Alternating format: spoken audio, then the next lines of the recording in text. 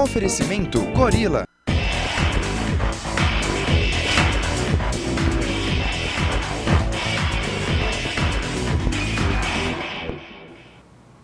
Boa noite, pessoal. Hoje, dia 23 de novembro, mais um Bola em Jogo no ar para vocês. E hoje eu estou aqui só com o Ricardo. O Ricardo, ao longo do programa, lamentável, hein? Vai nos falar o que aconteceu com nossos outros integrantes, que é um grande mistério. E o seu destaque inicial dessa rodada maravilhosa e brilhante do Campeonato Brasileiro. Maravilhosa, não sei para quem, né? Mas o destaque vai para o jogo do Corinthians e Vitória e também para o jogo Fluminense e São Paulo. E meteram a mão no Corinthians, né? De repente, de uma semana para outra, foi desmantelado o esquema para o Corinthians ser campeão. E vamos falar mais um pouquinho disso aí. Eu não lembro agora quem foi, mas postaram na página do Bola em Jogo no Facebook o seguinte: se o Corinthians tinha pago para ajeitar o campeonato, tinha que pedir reembolso. Tem que pedir reembolso. Que a coisa desandou. É verdade. De uma semana para outra, quer dizer, uma semana que precedia o jogo, todo mundo estava falando que tinha um esquema armado para o Corinthians ganhar, os árbitros estavam comprados e, de repente, depois do fim de semana passado, tudo voltou ao normal. Quer dizer, se o Corinthians não ganha, então está tudo certo, então o campeonato é justo. Agora, se o Corinthians ganha, o campeonato está roubado. Então, acho que, assim, tem alguns aspectos que têm que ser olhados, né? Acho que foi... não estou falando que o jogo foi roubado do Vitória, nem estou falando que o jogo do Fluminense foi roubado, acho que os dois resultados foram justos, mas eu acho injusto as pessoas terem falado na rodada anterior que o esquema estava armado para o Corinthians ganhar. Quer dizer, nesse fim de semana mostrou o contrário. Não existe esquema nenhum, obviamente, se tivesse a gente... É só o nível ridículo da arbitragem mesmo. Exatamente, é o nível ridículo da arbitragem. Não foge do que tem sido a arbitragem no Brasil, que é uma palhaçada mesmo. Tem muito juiz ruim, tem muito bandeira ruim. No jogo Corinthians e Vitória mesmo, tiveram alguns lances aí que bandeira não levantava, daí não levantou para um lado, não levantou para o outro, fica tudo no 0 a 0. Na minha opinião, o pênalti que foi marcado a favor do Vitória não foi pênalti, mas depois teve o outro pênalti do Júlio César em cima do atacante. Porque se você dá aquele pênalti do Gil em cima do Ronaldo, você teria que dar o do goleiro do Corinthians em cima do atacante do Vitória. Então acabou ficando elas por elas. Mas mostra a fragilidade terrível da arbitragem e a forma com que é conduzido o campeonato aqui, que também é uma palhaçada. Porque todo mundo sabe e sempre soube que a partir das 5 rodadas faltando para o término do campeonato é possível que aconteçam jogos de compadre. Exatamente. Coisa que não acontecerá no domingo. Não vai acontecer. Pode confiar em mim. Aliás, eu vi a entrevista do Felipão, não sei se você teve chance de ver, mas eu olhei ali e vi a expressão do Felipão até com um certo tom de ironia. Não sei o que ele quis dizer, na verdade, não consegui entender muito bem, porque ele estava bem humorado e foi até certo ponto irônico, e eu não sei o que ele quis dizer com aquele se vai ter jogo, se não vai, se ele não sabe. O que ele quis dizer? Não, ele quis dizer que o jogo que vale para ele é de quarta-feira, que domingo não é jogo. Domingo ele vai lá para cumprir tabela. Ele já falou que o time do Palmeiras para o Campeonato Brasileiro é um time de testes, então que ele vai usar, vamos dizer, as peças de segundo escalão. E é só o torcedor raciocinar um pouco. Mesmo o Palmeiras com o time titular, o que o Palmeiras conseguiu no campeonato? O 10º lugar. Verdade. Então, quer dizer, não ia mudar muito, porque o Fluminense ia vir com sede de título, é lógico, as chances aumentariam um pouco, talvez com Kleber, com Valdívia em campo. Agora, o torcedor corintiano ou qualquer outro torcedor querer culpar o Palmeiras por estar abrindo mão de uma competição que ele está morto, na tentativa de ganhar uma vaga para a Libertadores, eu acho que não tem nexo. Não, acho que não tem mesmo, até porque o Corinthians não perdeu esse campeonato no jogo contra o Vitória, né? Na verdade, o Corinthians deixou de somar pontos contra o Ceará por 2 vezes e também contra o Atlético Goianiense, inclusive no Pacaembu. Então, ali foram pontos importantíssimos que o Corinthians deixou de ganhar. Então, quer dizer, botar a culpa no Palmeiras agora ou no São Paulo, que, entre aspas, entregou o jogo, quer dizer, o São Paulo também não tem culpa de nada, não jogou porque também não precisava, né? E também tem aquele outro aspecto, desinteria todo mundo tem. E o ano passado, o Corinthians, pelo menos o goleiro Felipe, deixou de pular num pênalti, de tentar defesa no jogo contra o Flamengo. Certo. O Palmeiras fazendo o mesmo no domingo, quem vai poder questionar ou culpar? Só está devolvendo com a mesma moeda. Exatamente, também acho. Então, acho que, de novo, eu acho que o Corinthians não perdeu esse jogo agora. Então, agora o Corinthians vai ter que fazer a sua parte, né? Ganhar esses 2 próximos jogos. Olhando, na verdade, a tabela, eu fiquei um pouquinho na dúvida quem vai ter os jogos mais fáceis, vamos dizer assim. Porque o único que acho que vai se complicar, que vai ter um jogo mais difícil na última rodada, se, né, as coisas acontecerem de uma forma que o Guarani precise dos pontos para fugir do rebaixamento, acho que o Fluminense é quem vai ter o jogo mais difícil na última rodada. Porque o Corinthians pega agora o Vasco, que já não briga por mais nada, e depois o Goiás também, que já está rebaixado. Já está rebaixado e, vamos dizer, o Goiás joga todas as suas fichas agora na Sul-Americana, amanhã. Que também acho muito pouco provável que consiga a classificação pelo que vem jogando, não é nem por questão de resultado. Agora temos uma mensagem aqui, já? Rapaz que se intitula Perdido em Nova York. Quem será? Ele diz que ele que postou no Facebook aquela questão do reembolso. É verdade. E dá uma sugestão para os dirigentes do futebol brasileiro. Certo. Uma saída para acabar com essa putaria nas últimas rodadas é colocar todos os clássicos nas rodadas finais. Agora, quem disse para você que só os clássicos decidem o campeonato? O Corinthians perdeu muito mais pontos naqueles jogos que não eram chave, que não eram clássico, para times medíocres, do que perdeu para times de ponta. Eu acho que taparia o sol com a peneira, né? Na verdade, acho que é um problema, de fato, que tem 2 pontos corridos, é difícil lidar com isso. Mesmo colocando os clássicos nas últimas rodadas, acho que o problema existiria da mesma forma. Mas talvez seria alguma coisa para amenizar, né? Porque eu acho que talvez o pontos corridos seja a forma mais justa de você premiar o campeão, aquele que tiver melhor regularidade durante o campeonato é o campeão, mas colocar os clássicos nas últimas rodadas seria uma forma de amenizar esse problema. Eu acho que é difícil acabar com o problema da questão dos pontos corridos, mas amenizaria um pouco. O Juca Tricolor manda aqui aquela velha musiquinha. Eu, o Corinthians C, pontinhos. Quem que será hoje? Agora o Adriano, ele está onde? Desculpa. Perdido em Nova York. Perdido em Nova York. Comendo sanduíches de pastrame e me ligando da banheira do hotel. Você vê o nível. Mas esse Adriano é o mesmo que se intitula o Gavião, o Maloqueiro. O Maloqueiro, o Maloqueiro em Nova York. Em Nova York, tá certo. Esqueceram de mim 5. Ele diz aqui, o nosso perdido em Nova York, coitadinho, coitado. Que um caminhão daqueles de lixo que passa lá por Nova York, que encontre ele, já que ele está perdido. Diz que empatar com Vitória na Bahia é um resultado normal. Normal para quem não está disputando o título. Normal, porque o Vitória também está lá embaixo na tabela, né? Então, mesmo jogando na Bahia com aquele sol, né, de 35 graus, a torcida, tudo mais, é um jogo difícil, mas o Vitória é um time medíocre, um time medíocre para baixo. Então, eu acho que o Corinthians tinha que fazer o resultado. Agora, o que não pode, na verdade, é perder não ganhar pontos contra o Ceará, contra o Atlético Goianiense em casa. Isso que realmente... Para mim, o grande ponto do jogo foi a covardia do Tite. De fato, também. Que no momento que ele ficou sabendo que o jogo do São Paulo e do Fluminense estavam 1-1, ele pegou, tirou um atacante, eu não lembro agora quem ele sacou, acho que foi o Jorge Wagner, e colocou o Paulinho no meio-campo. Isso, tirou o Jorge segundo treinador, tirou o Jorge Henrique, colocou o Paulinho. Isso. É o segundo treinador do Corinthians que, num jogo que precisa resolver, me põe o Paulinho em campo. É verdade. O Mano Menezes contra o Flamengo na Libertadores, e agora o Tite, o corajoso, que perdeu quase que por culpa exclusiva dele, o título da Copa do Brasil quando era treinador do Internacional, e agora, do lado oposto, acabou prejudicando o Corinthians pela sua falta de ousadia. Sem dúvida. E uma coisa que tem se falado muito é da questão da dependência do Corinthians em relação ao Ronaldo. Eu sinceramente, eu não sei que...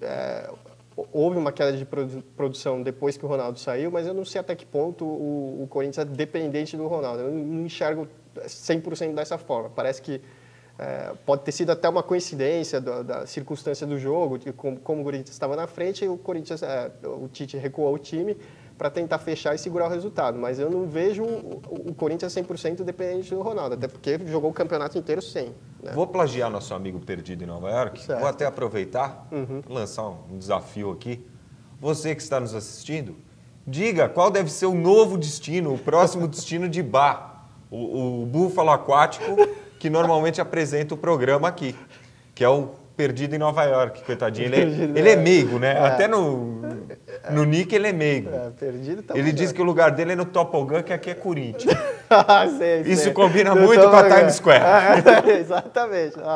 Não. O senhor Adriano, nessa hora, deve estar fazendo compras em Manhattan, né? O Gavião, o Corinthians, né? O Tobogã, nessa hora fazendo compras em Manhattan, né? Torrando os dólares, e a gente aqui, né? Apresentando o programa. E o senhor Adriano, tem até uma história que ele postou uma foto de um donut. Não sei se você viu isso Não. Então ele colocou a foto de um donut. E ele quase não gosta desse doce aí, né? Não. Ele é o cara mais sem preconceitos que eu conheço. Nem Pizza Hut ele tem preconceito. Qualquer coisa que vier, ele come, ele aceita bem. Tem até uma história engraçada quando a gente morava lá em Miami. A gente saiu de uma balada, não sei o que foi, e a gente passou no McDonald's e o McDonald's estava fechado. Eu nunca vi esse cidadão, esse perdido em Nova York, tão nervoso quanto nesse dia. Parecia que o Corinthians tinha perdido o Palmeiras de 5-0. E aí, não satisfeito, o que ele fez? A gente passou numa loja de conveniência e comprou 12 dessas rosquinhas aí, desse doce, que ele quase não gosta. E aí, quando eu olhei para um lado, eu vi as 12... Ele tinha comido só 11. Exatamente. Eu olhei para o outro, voltei, já tinha terminado as 12. Impressionante, como ele não gosta disso aí. Não, é um ser que fica chorando em estádio, mas isso é tema para o programa inteiro, né? Foi chorar contra o Cruzeiro. E ele manda aqui, que depois que o Ralf voltou, o Corinthians só tomou 2 gols. Um deles que não podia ter tomado. Você vê como são as coisas. E foi o próprio Ralf que fez o pênalti, né? Em 93 mesmo. O Corinthians perdeu um jogo na fase que valia alguma coisa do Campeonato Brasileiro, que foi justamente por Vitória. O único jogo que não podia perder, que perdeu a vaga para a final, que naquela ocasião foi contra o Palmeiras. É verdade. Não que o time do Vitória fosse ruim, que aquele time do Vitória era um timaço. Mas eu acho que o campeonato está praticamente decidido, mas ainda existe uma esperança justamente por esse jogo contra o Guarani. Se o Guarani for numa condição na última rodada de ter que fazer o resultado contra o Fluminense, o Guarani vai jogar tudo, a vida por aquela partida. Né? Não que o Guarani seja um time espetacular e vai criar algum problema para o Fluminense. Mas, com certeza, vai ser um time que vai jogar buscando alguma coisa. E, sendo que o Corinthians vai pegar o Goiás já e o Cruzeiro vai pegar, se não me engano, o Vasco, não é isso? Ou o Palmeiras, desculpa. Vai pegar o Palmeiras na última rodada? O Cruzeiro pega o Palmeiras. Também que já não vai estar brigando por mais nada. Então, a esperança está no Guarani, no Bugre. E o Guarani que pode chegar para esse jogo já rebaixado. Então, se chegar rebaixado, aí que e a chance grande é de que isso aconteça. E, de qualquer forma, também o jogo é no Rio. Então, assim, se o Fluminense quer ser campeão, ele tem a chance de jogar com um time que está de 15º para baixo, que é a posição que vai estar o Guarani. Vai estar entre os 5 piores do campeonato, jogando em casa, num único jogo. Se perder o jogo, pelo amor de Deus, né? Aí pode... Mas o Muricy não vai perder esse campeonato, não. Eu acho difícil. Eu acho que mas, assim, quem ganhar, eu acho que é merecido. O Fluminense também tem um excelente elenco, né? Apesar do Washington estar numa má fase. Mas trouxe o Deco, o Conca, tem o próprio Emerson também, que está machucado, mas que quando jogou, fez um belíssimo campeonato. Então, eu acho que o Fluminense tem uma série de jogadores e recursos que, assim, não ficaria mal ver o Fluminense campeão. Lógico que eu gostaria, como corintiano, de ver o Corinthians ser campeão também, porque eu acho que tem um time competitivo. Né? E eu não acho que seja 100% dependente do Ronaldo, como se tem dito, porque tem 2 volantes de seleção brasileira, né? O Jusilei e o Elias. Tem o Roberto Carlos também, que não está jogando uma maravilha, mas também é um jogador de seleção brasileira. Né? E tem o próprio Jorge Henrique, que fez muito o Bruno César, que é o artilheiro do time. Então... e o Júlio César, que vem salvando o Corinthians por diversas vezes. Então, acho que falar assim que o Corinthians depende do Ronaldo, eu não sei, eu não vejo dessa forma. Isso é uma coisa que deve ser ressaltada, a questão do Júlio César, que se não é por ele, a vaca já tinha ido para o brejo contra o Cruzeiro. A briga seria Cruzeiro e Fluminense. É verdade. Porque o que ele catou demais. O Irã manda uma pergunta aqui para mim. Marcelo, seu time não vai ajudar os gambás, vai? Era só o que faltava. Eu acho que não existe a menor possibilidade disso acontecer. Não por uma questão de má fé do Palmeiras, é porque o time A já ia sofrer para conseguir alguma coisa contra o Fluminense. É verdade. O time B, então, enxertado ainda de alguns jogadores dos juniores, eu acho que essa possibilidade inexiste. Também acho. Pode ter até aquela a brincadeira do Felipão de falar que não sabe se vai ter jogo, se não vai, mas Já assim... tem apelido de frango? Não sei quem que eu... Iro. O Hiro. Ah, o Hiro? Pergunta pro frango aí se o Danilo Hiro. e o Bruno César podem jogar juntos. Não, eu particularmente eu não gosto do Danilo. Acho que é um jogador importante, exerce uma função tática importante. Eu acho que os dois podem jogar juntos, né? O problema é que o lado esquerdo acho que fica excessivamente preenchido por eles, porque os dois são canhotos, mas assim, eu particularmente não gosto do Danilo. Mas eu acho que os dois podem jogar juntos, não vejo grandes problemas nesse sentido, não. O Anderson manda aqui dizendo que o lugar do Bá é sentado no cume do Empire State. É verdade. Você vê quanto carinho que o pessoal tem por ele. Ou na tocha da Estátua da Liberdade, né? Aí, outra sugestão. Outra sugestão. Onde ele pode passar a noite de amanhã.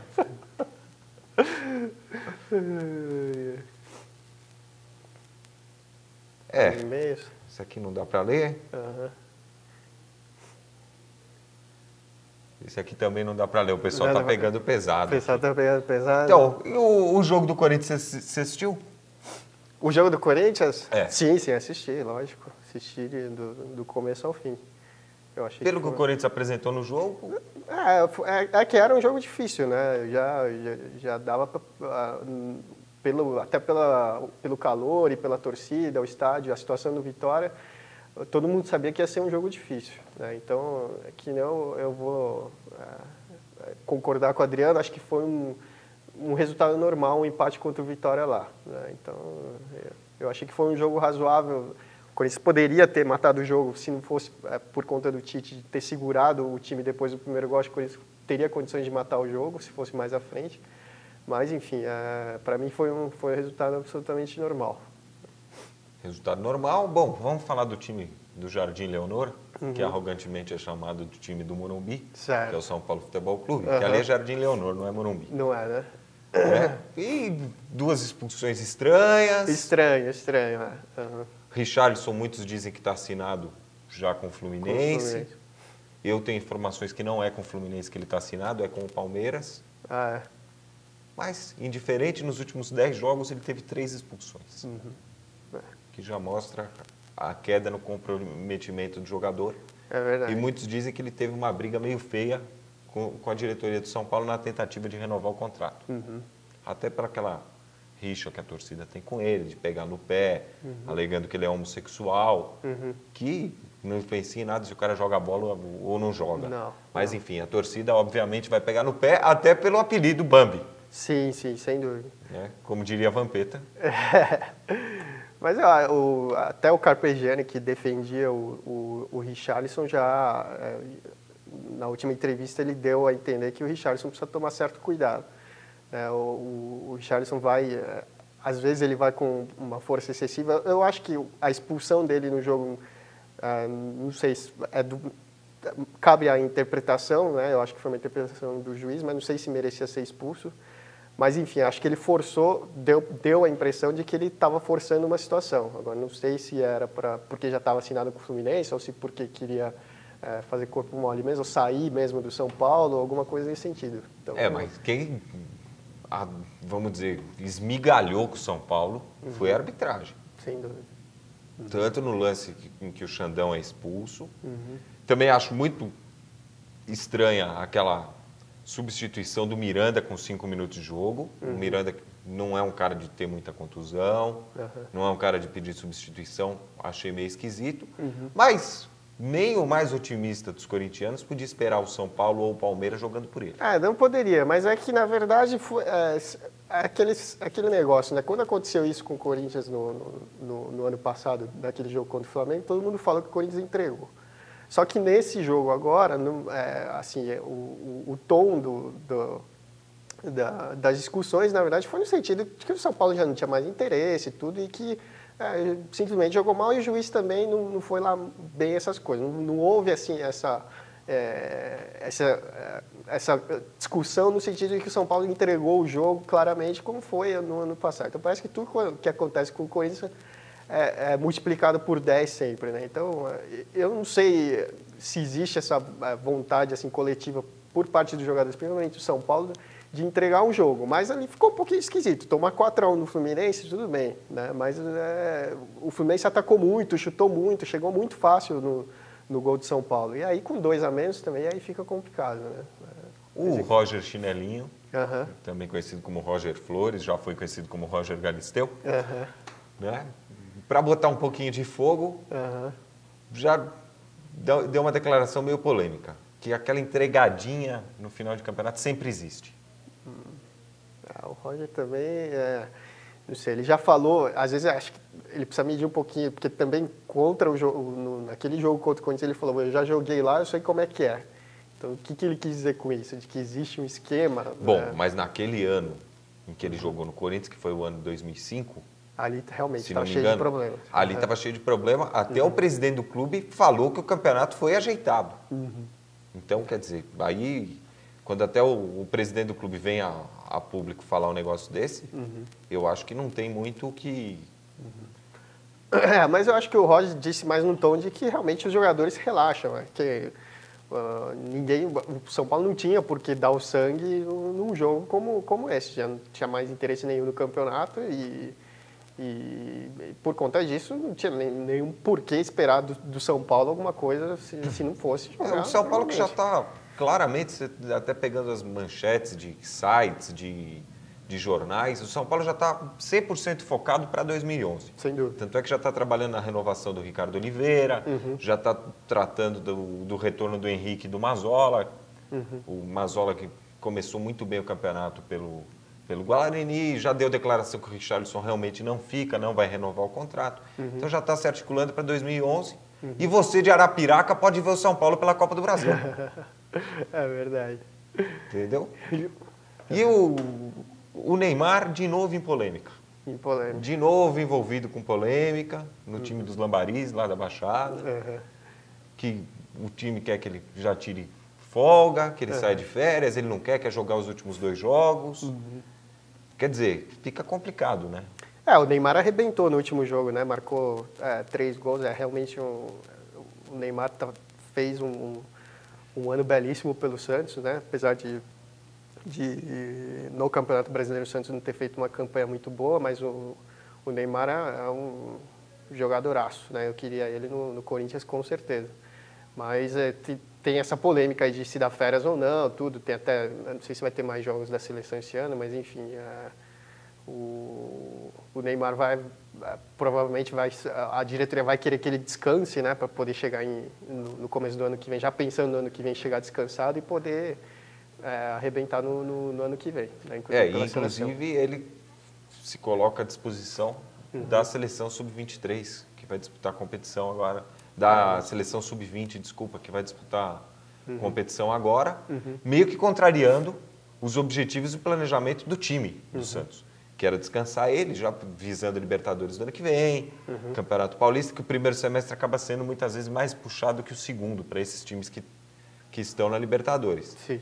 E você vê que o Santos, com aquela atitude de renovar o contrato do Neymar, de colocar um salário estratosférico para ele, e virou refém. Virou refém de jogador. Hoje, quem manda no Santos hoje não é mais Luiz Álvaro, é o Neymar. É o Neymar, é verdade. E até queria perguntar para você, Marcelo, sobre o Palmeiras. O Palmeiras está focado agora na Copa Sul-Americana, mas eu acho que o Palmeiras já, não sei se deve estar pensando já no ano que vem também.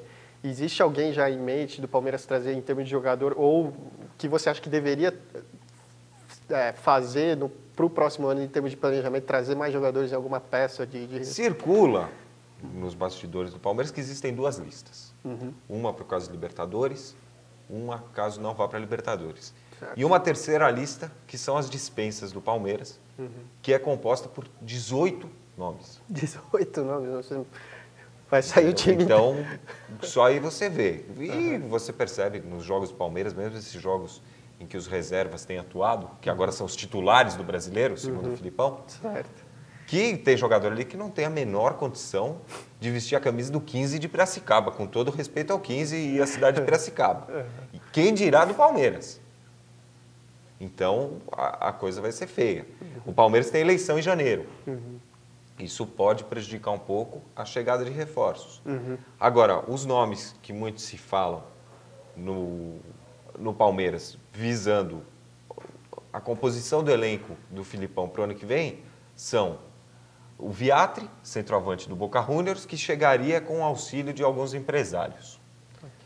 O outro nome que se fala é o Neto Berola, que está hoje no Atlético Mineiro.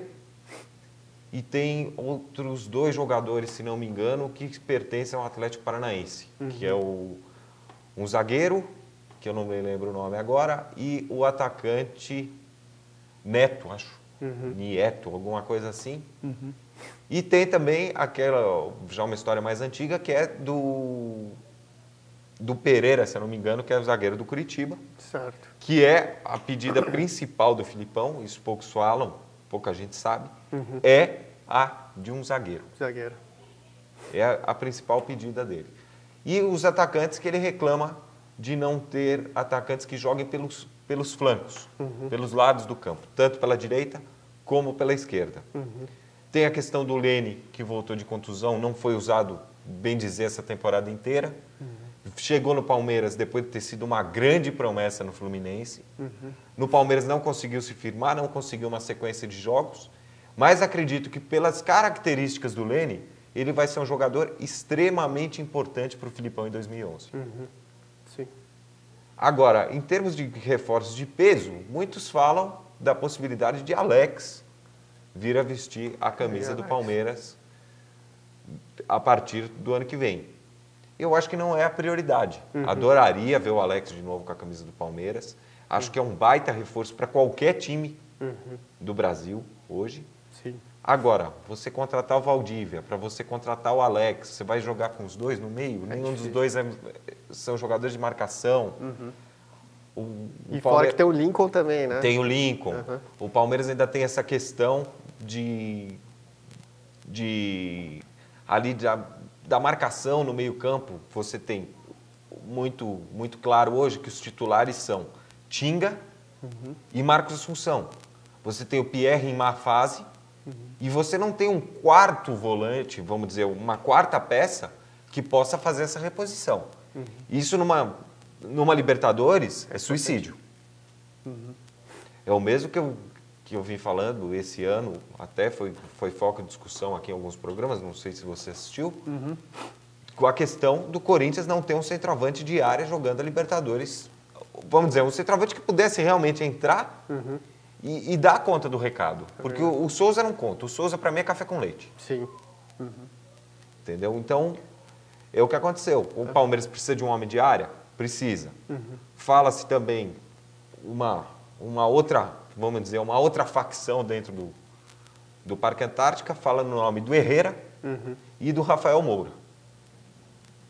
Agora, o que realmente vai acontecer, eu acho que antes do término dessa Copa Sul-Americana ou da eliminação precoce do Palmeiras amanhã, não tem muito como saber.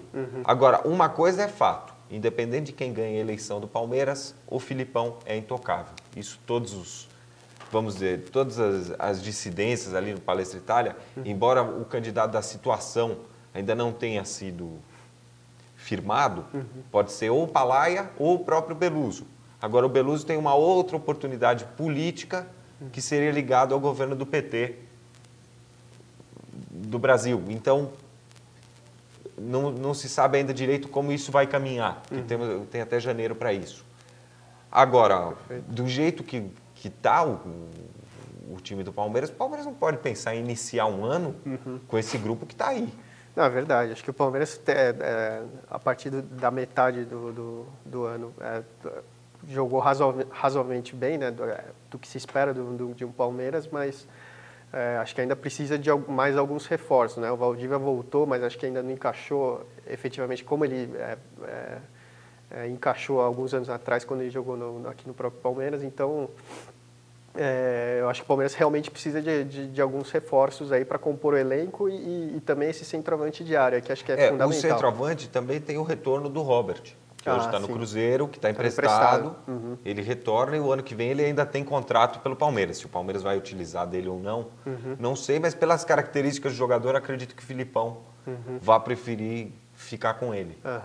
Sem dúvida. Né? Agora, tem realmente, quanto à lista de dispensas, eu acho que tem inúmeros nomes que realmente tem que limpar a casa. Tem que limpar. Né? Não adianta. Chega uma hora você tem que limpar a casa. Da mesma forma que os outros clubes também limpam. Com menos frequência que o Palmeiras, mas também limpam. É verdade. Mas a faxina de 18 jogadores vai ficar quem? O Lincoln, o Valdívia, o Kleber e o Marcão? Isso é dado como um grupo, né? Então tem jogador que está emprestado, que não vai ser utilizado, tem tudo isso. Tem o retorno do Wendel, se não me engano. O Wendel volta também no final desse ano, volta a estar à disposição. Também é um jogador que, por ser versátil, pode cativar o Luiz Felipe. Agora, em termos de grande contratação, falar, não, vai ter uma contratação bombástica do Palmeiras, acho muito difícil. Até por precisar de peças em vários setores. Então, você não tem como concentrar a tua despesa numa peça única. Claro. Senão, você vai cometer suicídio financeiro, estando ou não na Copa Libertadores. Eu acredito que pelo andar da carruagem, pela forma que o Filipão tem colocado o time a campo, pela forma que o time tem se comportado, eu acredito que as chances do Palmeiras de estar na Libertadores no ano que vem são muito grandes. E acredito que todo o planejamento está sendo feito para isso. Embora digam que há um segundo planejamento. Eu acho que o segundo planejamento só há da boca para fora. Não deve ter nada planilhado para isso. Deve estar só se trabalhando no melhor cenário. Agora, o que vai acontecer, eu não sei. O que eu sei é que domingo o corintiano pode tirar o cavalo da chuva, a égua, porque não vai dar. A minha esperança é verde, mas não essa verde aí do Palmeiras. Não dá. A esperança verde é do Bugre. E, aliás, olhando para a parte de baixo da tabela, mas quem você acha aí que são os candidatos sérios a cair, tirando, né, o Goiás, que já está rebaixado, e o Grêmio também? Eu acho que o Guarani cai. Guarani. E aí o quarto, vamos dizer, rebaixado, fica meio complicado. Vai ter que ver as combinações. As combinações de jogos. Realmente o negócio está embolado lá embaixo. Viu? Vai ser uma disputa. Eu acho que o time que merecia cair, pelo nada que apresentou no campeonato, seria o Atlético Mineiro. Sim, deveria mesmo. Acho que de todos esses, mesmo dos que caíram, tirando o Grêmio Prudente, que agora vai mudar de cidade de novo, vai virar Grêmio Cigano, né? Porque cada ano está numa cidade. Fora ele, eu acho que o pior time foi o Atlético Mineiro. Eu acho que foi mesmo. E foi até esquisito o Atlético Mineiro, porque não tinha um elenco para cair, né? Porque você olhando, pegando o papel e vendo o elenco e o Luxemburgo no banco, você não falaria que o Atlético estaria brigando para não cair. Você tem Diego Tardelli, você tinha o Ricardinho, Diego Souza, que foi eleito o melhor jogador do Campeonato Brasileiro do ano passado, embora nunca tenha me enganado. O Hever, né, na zaga. O Hever na zaga, um time bem montado. Fabiano. Então, realmente, é difícil entender, não sei se aconteceu alguma coisa internamente que a gente não sabe. O Luxemburgo também não fala que não havia nenhum problema de relacionamento, mas enfim. Mas a verdade é que depois que o Luxemburgo saiu, não é que o Atlético começou a jogar um futebol exemplar, mas pelo menos conseguiu escapar praticamente. Para bom entendedor, meia palavra basta, o problema lá era quem dava as cartas no Atlético Mineiro, entendeu? O jogo corria solto ali, era o que complicava a situação. Tanto é que depois, na mão do Dorival, o Dorival, do pouco tempo que ele está, ele já conquistou mais pontos do que o Luxemburgo, vamos dizer, ao longo do campeonato quase inteiro. Nosso amigo Bá, perdido em Nova York, já se lamenta da declaração do Roger e fala, e chutar pênalti em Marte também existe, né, Roger? Fazendo alusão ao pênalti. É verdade, aquele pênalti contra o Figueirense, né, que ele chutou na Lua, é verdade, eu lembro. O Curitiba, que se tornou campeão da Série B do Campeonato Brasileiro, Parabéns vale a ao pena Coritiba. ressaltar. A Luz ainda está viva, Ainda está vivo, vamos lá. respirando por aparelhos e vivendo à base de bolinho de bacalhau, mas ainda sobrevive. E eu acho que a Lusa tinha que subir, é um time extremamente simpático. Sem dúvida, eu também... Vai acrescentar muito mais ao Brasileirão do que o América de Minas. É verdade. Apesar do Bá não gostar da Portuguesa, né? O Adriano, acho que não sei o que ele tem contra a Portuguesa, mas eu também queria ver a Portuguesa de novo na primeira divisão. E tem um jogo decisivo agora nesse fim de semana, né? Contra não sei quem exatamente contra, mas a Portuguesa, se ganhar o próximo jogo no fim de semana, fica aí com grande chance de subir e voltar para a primeira onda, que seria muito bacana para o futebol paulista e para o futebol nacional também. Aqui ninguém mandou, não mandaram o nome, anonimamente falaram, vende-se o Moacir. Será que tem interessado no mercado? Pode botar a venda. Agora, realmente, se vai ter gente disposta a comprar, que eu não sei. Não sei quem falou que esse Moacir joga futebol, não sei quem é que trouxe, não sei se foi indicação do Mano, mas olha, o Moacir... O Hiro, que teu amigo, pergunta se botar todos os clássicos no final do campeonato, resolve. Foi o que a gente estava falando, assim, acho que não resolve 100% do problema, acho que ameniza, né?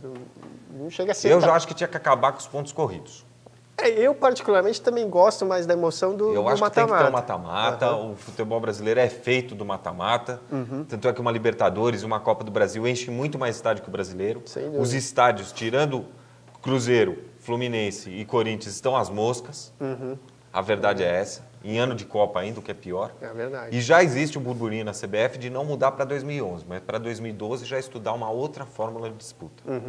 Eu acho que o de pontos corridos... teoricamente é mais justo, né? Tirando esses detalhes aí de fim de campeonato que a gente está vendo agora, mas eu acho que a fórmula mais justa, mas assim, a fórmula mais emocionante, eu acho que, sem dúvida, naquela época que a gente tinha o mata-mata, existia a preparação, a expectativa em torno dos jogos finais que você não vê hoje, né? E a própria torcida mesmo, né? Aqueles que defendem os pontos corridos alegam que no mata-mata você também pode orquestrar resultados no final da fase classificatória. Mas não decide o campeão. Não decide. Não decide o rebaixado. Sim, sim. Entendeu? É diferente. É diferente. Tem, vamos dizer assim, a manipulação, entre aspas, é muito mais difícil por conta de que você tá ali no jogo de vida ou morte. Então, eu gosto mais do mata-mata pela emoção, pela decisão que traz esse tipo de fórmula de campeonato. Mas eu acho que é mais justo o campeonato de pontos corridos, né?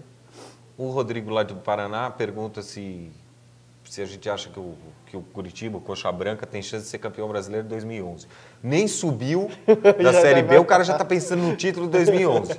Assim que é o torcedor. Você ganhou o título num dia, no outro dia ele já quer o próximo.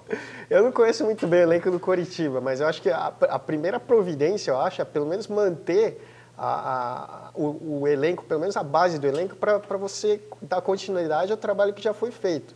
Mais ou menos aquilo que o Corinthians fez. O que não fez o Guarani, por exemplo. O Guarani fez um super time, entre aspas, na Série B para subir, né, que era uma série de jogadores trazidos de empresários, montaram um time competitivo e chegou no Campeonato Brasileiro agora, se desfizeram dos principais jogadores e tentaram montar um outro, mas aí... Sim, com jogadores emprestados também. E basta ver que o Mazola, que acho que foi o principal jogador do Guarani, na minha opinião, na temporada, pertence ao São Paulo. Pertence ao São Paulo. E é um baita jogador. Um baita jogador.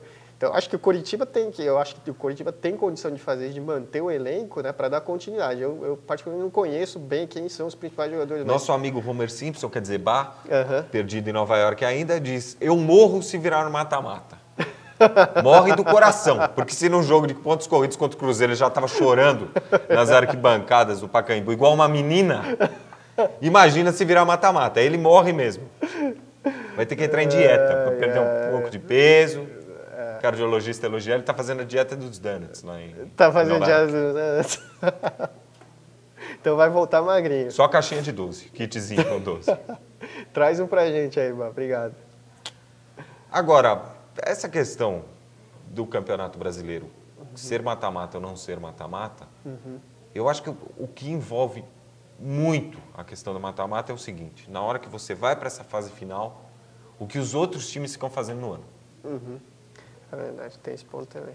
Eu acho que um modelo muito interessante de campeonato seria no sistema que a Argentina disputa os seus campeonatos, onde você tem o torneio Abertura e o torneio clausura. O campeão de cada um disputa uma final. Eu acho perfeito que todos vão jogar, porque você definiria as vagas para a Libertadores pelo total de pontos, não por turno.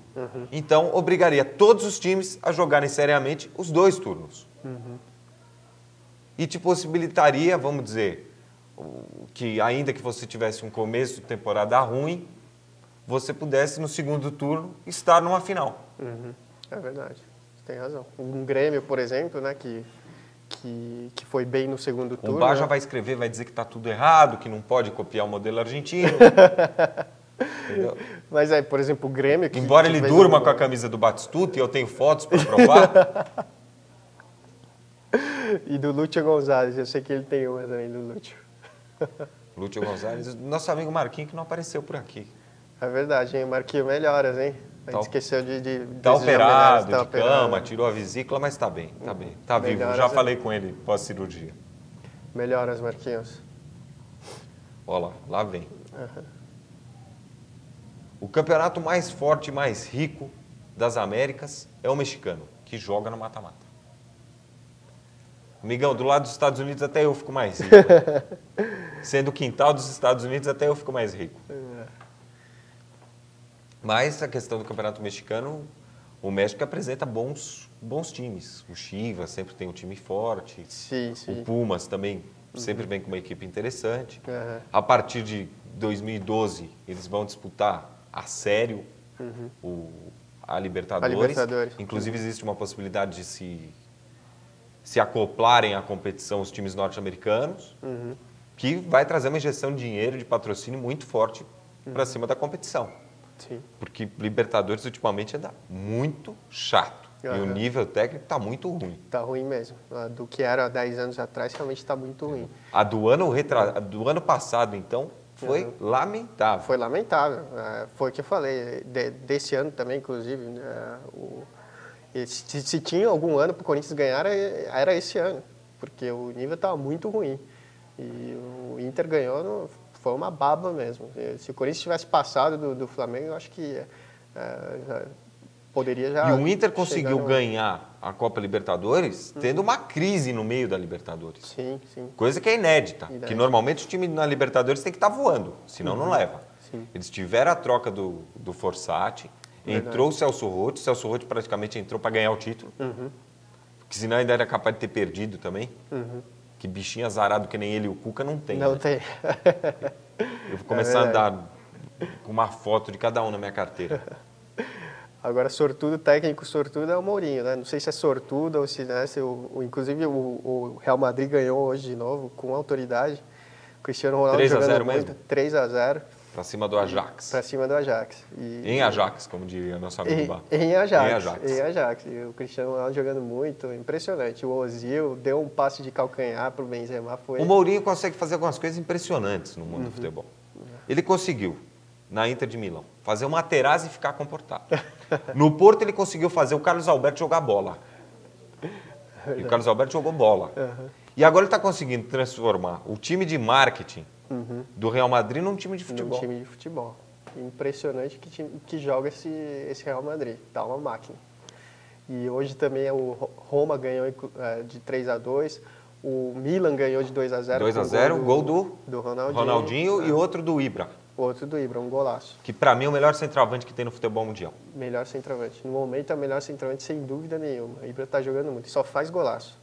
E hoje o Ronaldinho voltou a ser o Ronaldinho, né? Quer dizer, entre aspas, deram 5 minutos para ele jogar e ele fez um gol com passe do Robinho. E ele fez um golaço e mostrou que realmente tá voltando e quer voltar para a seleção. Nosso querido amigo mamífero aquático e eunuco manda, Mourinho é gênio. É gênio. E foi também um jogador lastimável quando jogador.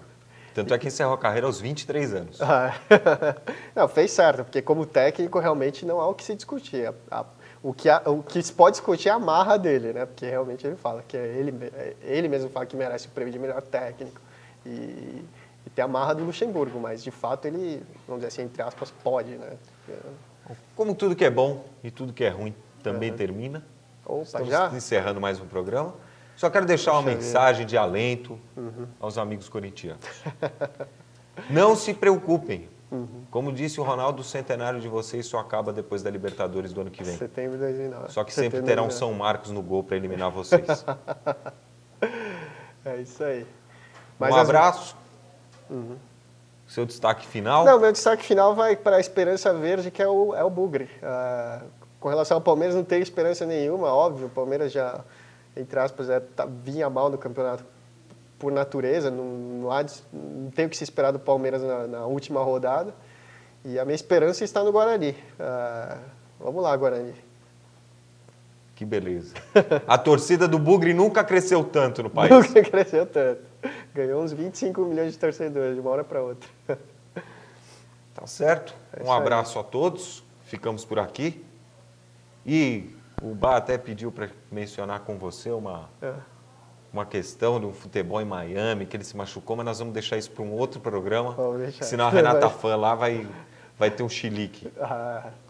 Pode cortar, Renatinha, minha filha. Seu time não vai ganhar do Inter de Milão na final do Mundial.